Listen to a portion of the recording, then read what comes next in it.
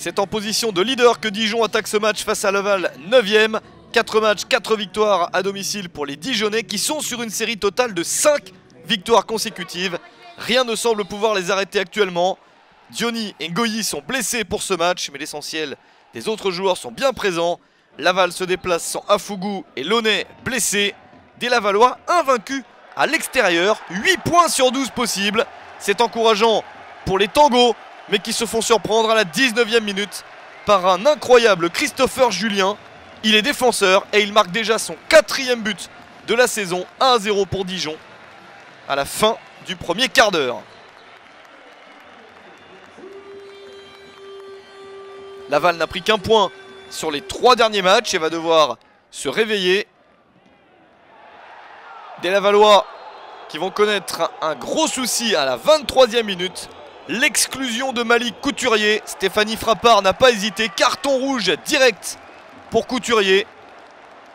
Il empêche l'accélération de Jérémy Bella.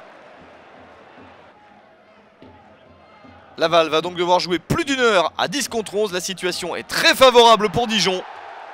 Et les Bourguignons ne se font pas prier pour en profiter. 39e minute.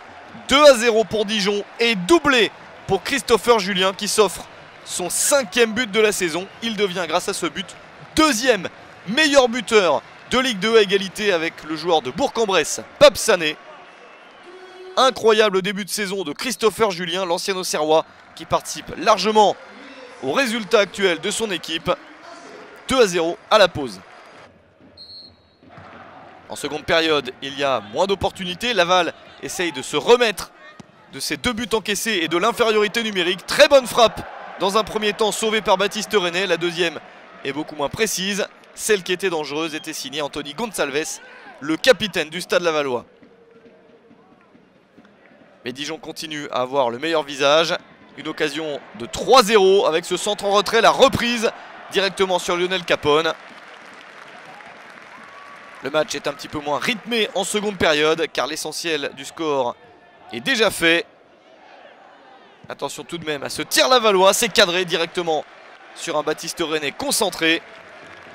Et Dijon continue sa marche en avant. 6e victoire consécutive pour Dijon, c'est un record pour le club et toujours la tête du championnat grâce à ce succès 2-0 face à Laval.